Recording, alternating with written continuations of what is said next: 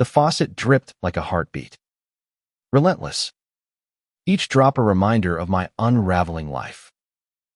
I stood in my cramped kitchen, staring at the sink, wondering how a broken pipe could feel like a metaphor for everything I couldn't fix. Then the doorbell rang, and everything changed. I'm Elliot Harper, 28, a graphic designer who traded city lights for a quiet life in suburban Ohio, hoping to escape the chaos of my past. The house I bought was a fixer-upper, much like me full of potential but falling apart at the seams. The sink had been leaking for weeks, mocking my attempts to wrench it into submission. I finally caved and called a plumber, expecting a quick fix, not a collision of fates. The man at my door was not what I pictured. Mid-30s, broad-shouldered, with a jawline dusted with stubble and eyes that seemed to carry stories he hadn't told. His name was Caleb Monroe, and his work boots left faint mud tracks on my porch. "You the one with the sink problem?" he asked, his voice low, almost cautious, like he was testing the waters. I nodded, stepping aside, my heart inexplicably racing. Caleb moved with a quiet confidence, his tool belt clinking as he knelt by the sink. I hovered nearby, pretending to tidy the counter, stealing glances at his hands rough, steady, capable. The kind of hands that could build a house or break a heart. "This is a mess," he muttered, peering under the sink. Whoever installed this didn't know what they were doing. I laughed. Too quickly. And he looked up, his gaze catching mine for a beat too long. I wasn't out. Not here. Not in this small town where everyone knew everyone's business. Back in Chicago, I dipped my toes into the scene late-night bars. Fleeting connections, but I'd always pulled back, afraid of what it meant to be seen. Ohio was supposed to be my fresh start, a place to blend in, to keep my head down. But Caleb's presence, his quiet intensity, was already stirring something I'd buried deep. "So, you knew around here?" he asked, wrenching a pipe loose. Water splashed, and he cursed softly, wiping his brow. I handed him a towel, our fingers brushing, and I swear the room tilted. "Yeah," I said, my voice tighter than I meant. "Moved in a couple months ago. Trying to make this place home." He nodded, like he understood more than I'd said. "Takes time," he replied. "Homes don't just happen. You gotta build them." We talked as he worked small things at first. The weather, the town's best diner, the way the local hardware store overcharged for pipe fittings. But there was an undercurrent, a pull I couldn't name. Every time our eyes met, it felt like a question neither of us was ready to ask. He told me he'd grown up nearby, left for a while, came back when his dad got sick. "Family pulls you back. You know," he said, his voice softening. I nodded, though I didn't know. My family was a closed door, one I hadn't knocked on in years. The sink was fixed in under an hour, but Caleb lingered, wiping his hands on his jeans, looking at me like he was waiting for something. "You good here?" he asked, and I wanted to say no.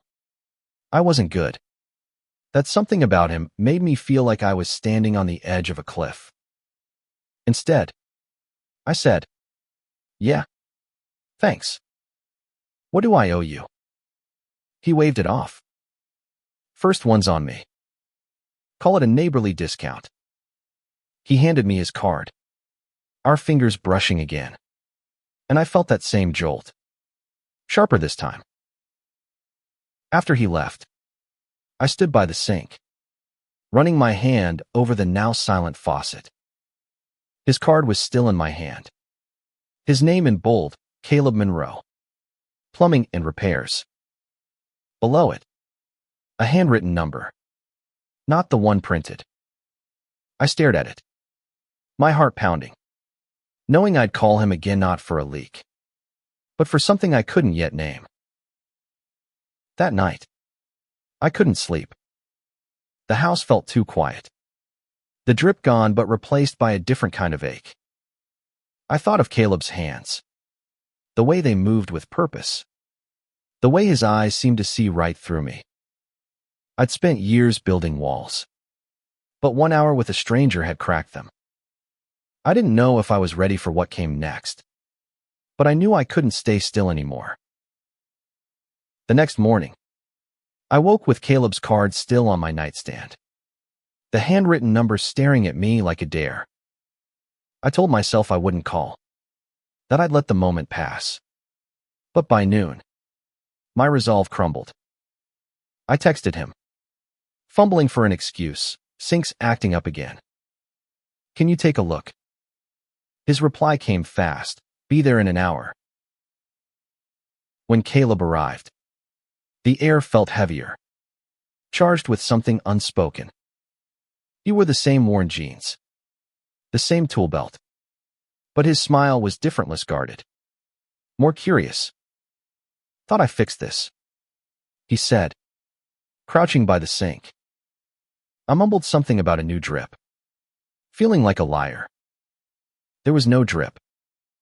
I just wanted him here. He checked the pipes anyway, his movements deliberate, like he knew I was watching. Looks fine to me, he said, standing, his eyes locking onto mine. You sure it's the sink? My face burned, and I stammered. Maybe it's something else. He didn't push, but he didn't leave either.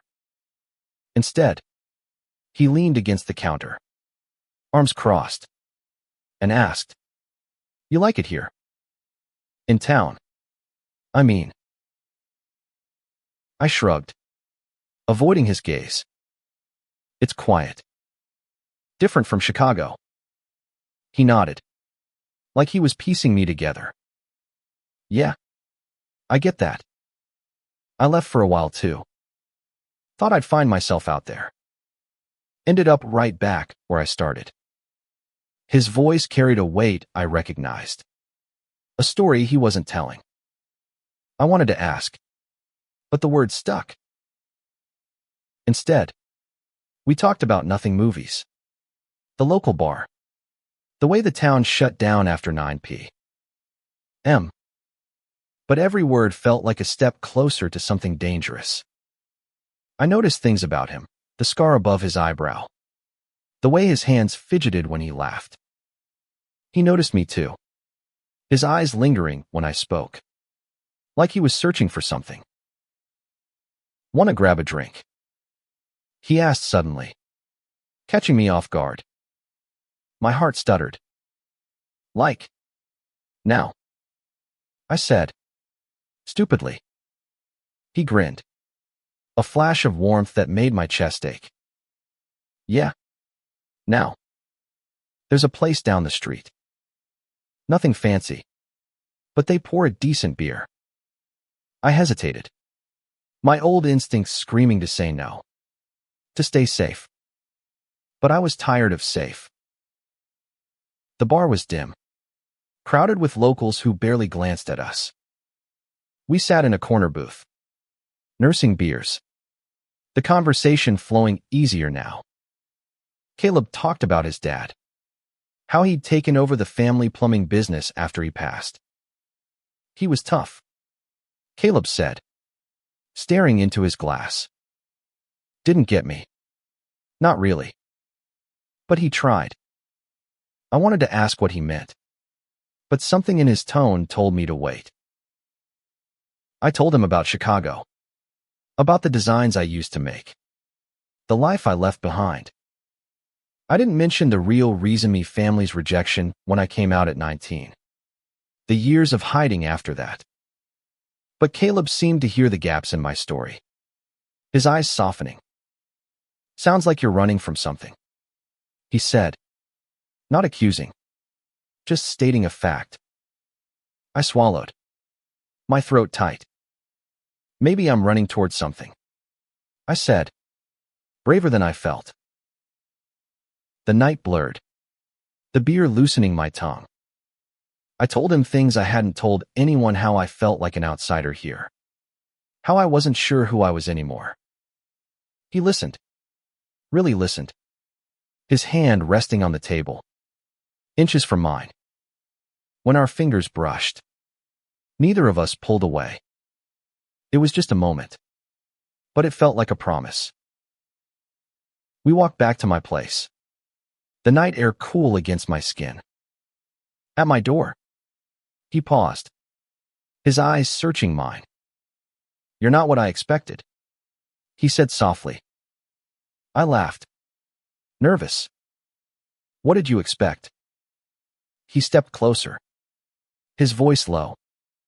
"Someone who didn't make me want to stick around." My breath caught, and before I could respond, he was gone, his truck's taillights fading into the dark. I lay awake that night, replaying every word, every glance. Caleb was a question I didn't know how to answer, a risk I wasn't sure I could take. But for the first time in years, I felt alive, like the pieces of me I'd buried were starting to surface. I didn't know where this was going, but I knew I wanted to find out. The days after the bar felt like walking a tightrope. I saw Caleb everywhere, in the hardware store, at the gas station, in my own thoughts when I tried to work. Each time, he'd smile, a quiet invitation, and I'd feel that pull again, stronger now, undeniable. A week later, he called. "Got a job at your neighbor's," he said. "Mind if I stop by after?" My heart leapt, but I kept my voice steady. "Sure. I'll be here." When he showed up, his shirt was damp with sweat, his hair slightly mussed. He looked tired but alive, like the work grounded him. "Rough day?" I asked, handing him a glass of water. He took it, his fingers grazing mine, and grinned. "Nothing I can't handle." We sat on my porch, the summer heat lingering as the sun dipped low. Conversation came easy, stories of his worst plumbing jobs, my failed attempts at home repairs. But there was a tension beneath it, a question hanging in the air. Finally, he set his glass down, his expression serious. "Elliot, what are we doing here?" My stomach twisted. I knew what he meant, but I wasn't ready to say it. "I don't know," I admitted, staring at the floorboards. I don't do this. Not here." He leaned forward, his voice soft but firm. "You think I do? This town's not exactly welcoming to guys like us." My head snapped up. Guys like us. The words hung there, heavy, real. He was saying it, what I'd been too scared to name. Caleb told me his story then, his voice low, like he was confessing. He'd known he was gay since he was a teenager, but his dad's disapproval kept him in the closet. He'd left town at 20, chasing freedom in Seattle, living openly for the first time. But when his dad got sick, he came back, slipping back into the shadows. "I thought I could handle it," he said, "being invisible again. But then I met you." His words hit like a punch. I wanted to tell him everything, my own fears, my family's rejection, the way I'd spent years hiding. But all I could manage was, "I'm scared. Caleb." He reached for my hand, his touch steady, grounding. Me too, he said. But I'm tired of running. We sat there, hands clasped, the world shrinking to just us. It was the first time I'd held someone's hand like that. Openly. Without shame. But the moment was fragile. And reality crept in. A neighbor's car slowed as it passed.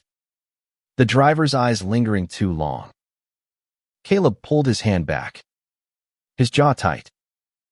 This place, he muttered. It's got eyes everywhere. I wanted to say something brave. To tell him I didn't care who saw. But I did care.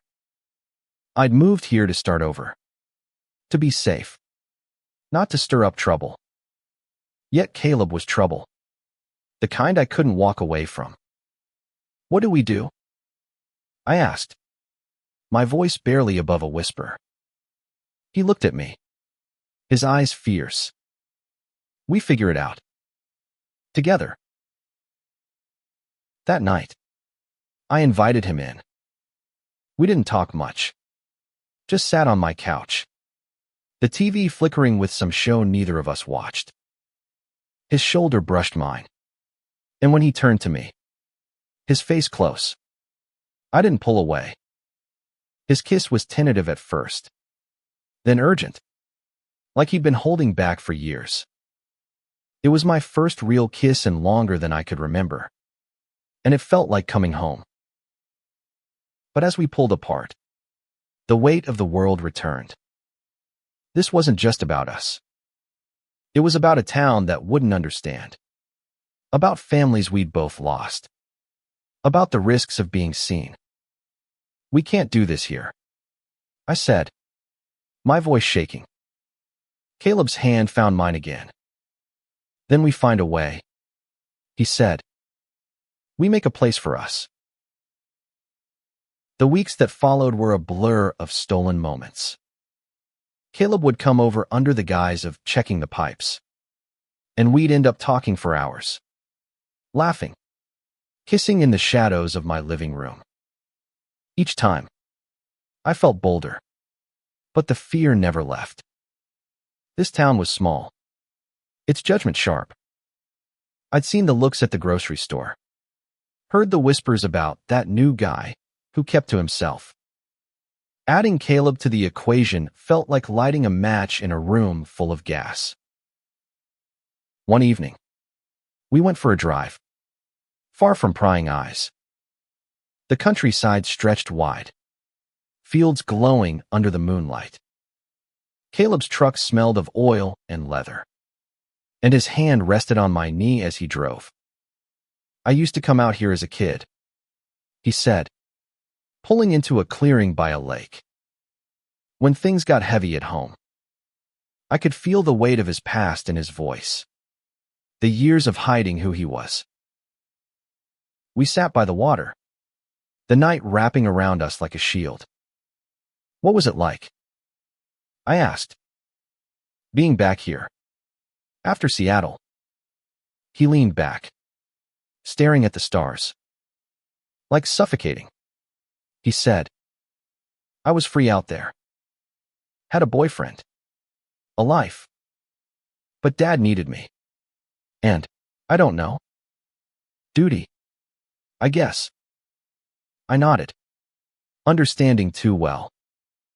Duty had kept me silent for years. Had kept me from living. I told him about my family then. The words spilling out.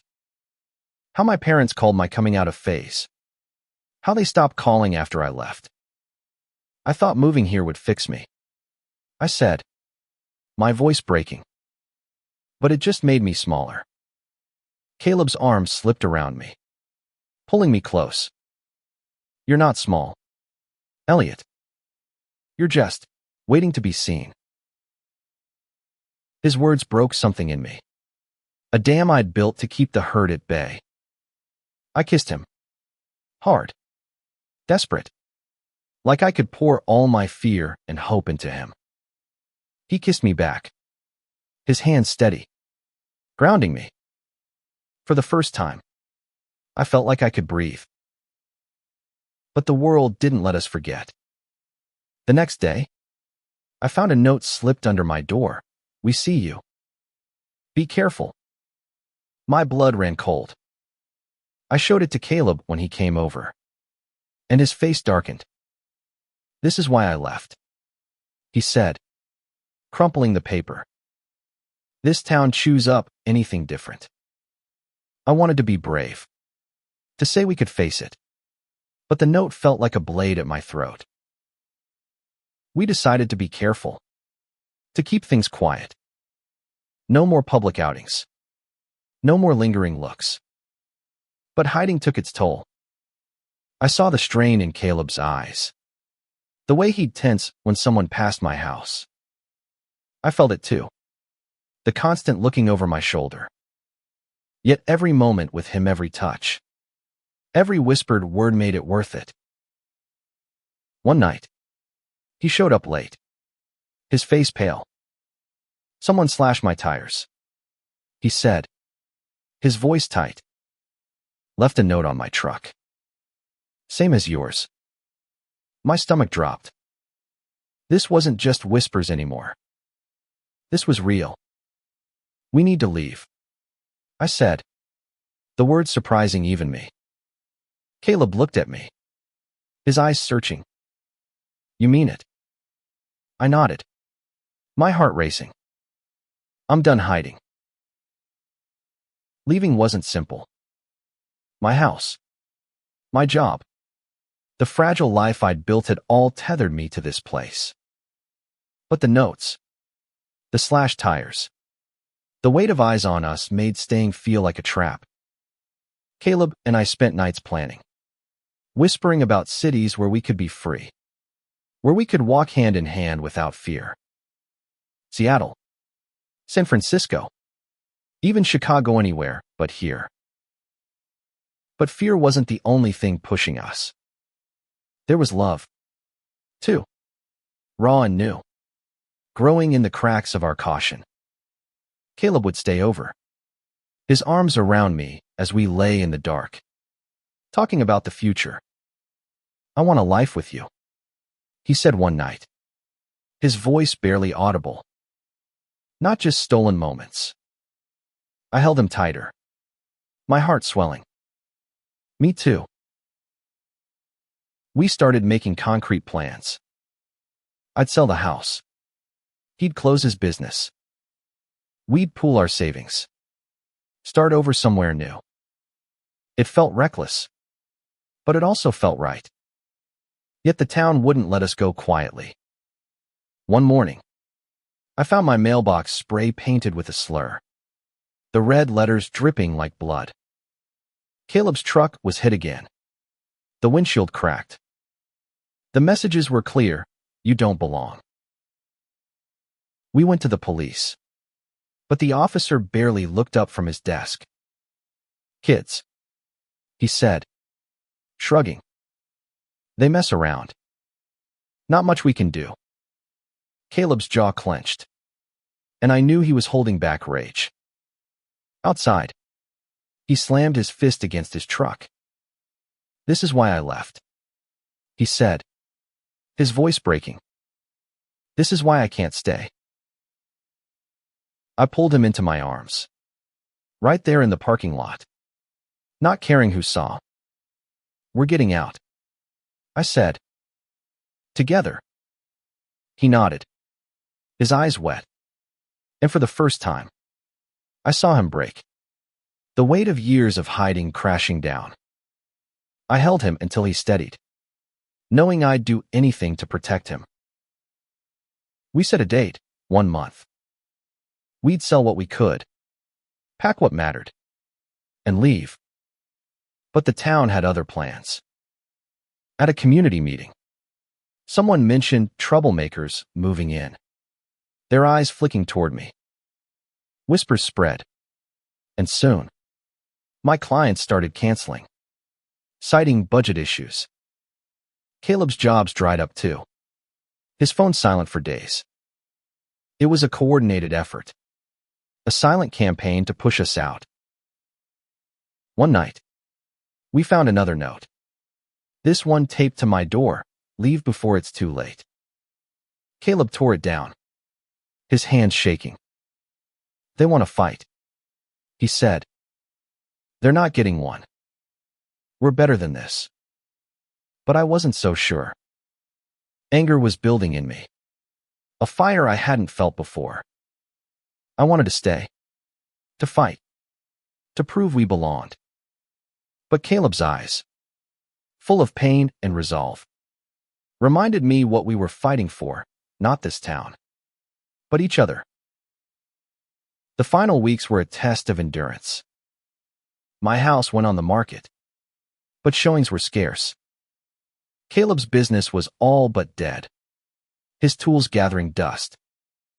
We lived in a state of hypervigilance, jumping at every noise, checking windows and doors. Yet in the quiet moments, we found solace.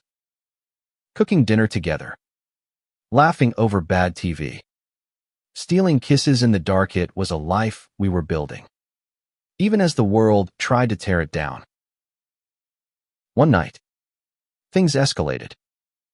We were at my place when a rock crashed through the window, glass shattering across the floor. A note was tied to it, "Get out." Caleb's face went white, but he grabbed his keys. "Stay here," he said, heading for the door. I grabbed his arm. "No. We faced this together." He nodded, and we stepped outside, hearts pounding.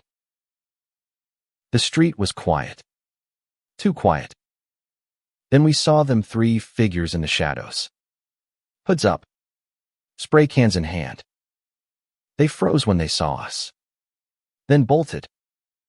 Caleb started after them, but I pulled him back. "It's not worth it," I said, my voice shaking.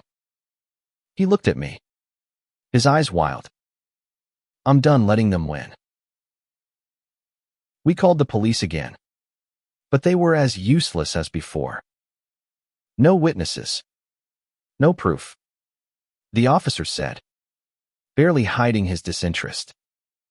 Caleb's hands clenched into fists, and I knew he was close to breaking. That night, we made a decision. We wouldn't wait. We'd leave now, with or without the house sold, with or without closure. Packing was a blur. We took only what we needed: clothes, a few keepsakes, Caleb's tools. The rest we'd figure out later. As we loaded the truck, I felt a strange mix of fear and freedom. This was it, the leap we'd been building toward. But as we drove out of town, headlights followed us. Too close, too steady. Caleb's grip tightened on the wheel. "Hold on," he said, and floored it. The chase was short but terrifying. The other car swerving, trying to run us off the road. Caleb's driving was steady, his focus unbreakable. We lost them at a turnoff, pulling into a gas station, hearts racing. Who the hell was that? I gasped. Caleb shook his head.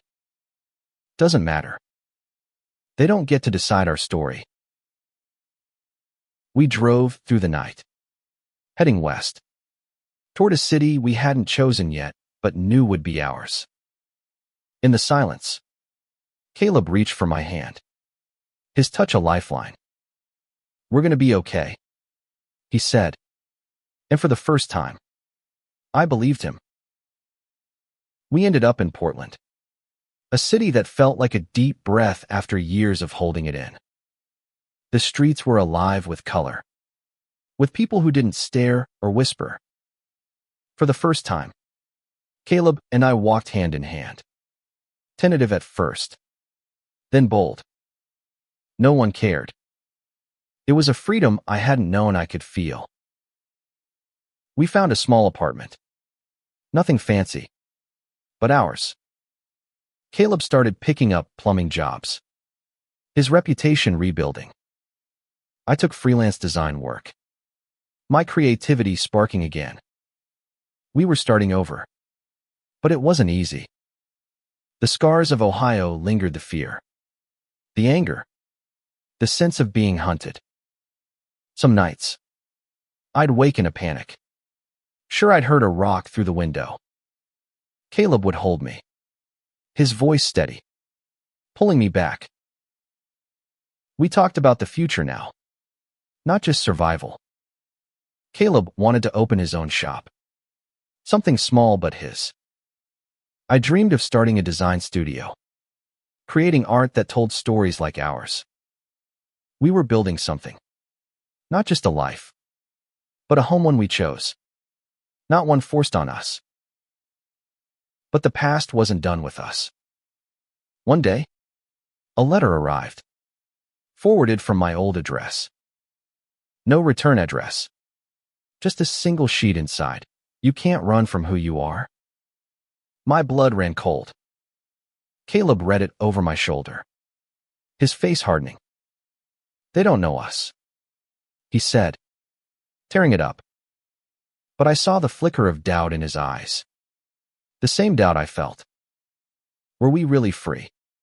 Or was this just a pause? We decided to fight back, not with fists or anger, but with our lives. We joined a local community group, meeting others like us, people who'd faced rejection, who'd built new families from the ashes of old ones. Their stories gave us strength, a reminder that we weren't alone. Caleb started volunteering, teaching kids basic trade skills. His patience endless. I saw a side of him I hadn't before. A man who wanted to give back, to make the world a little less cruel. One evening, at a group event, we shared our story. The room was quiet as we spoke. Hands clasped, voices steady. We talked about the notes, the vandalism, the chase. But we also talked about love, about finding each other, about choosing to live despite the hate. When we finished, people clapped, some with tears in their eyes. A woman approached us after, her voice soft. You're brave, she said. Braver than you know. A year later, our life in Portland was no longer a dream, but a reality. Caleb's shop was small but thriving. His name on the sign, a quiet badge of pride. My design work was gaining traction. My portfolio filled with pieces that told our story: love, struggle, triumph. We weren't rich, but we were whole.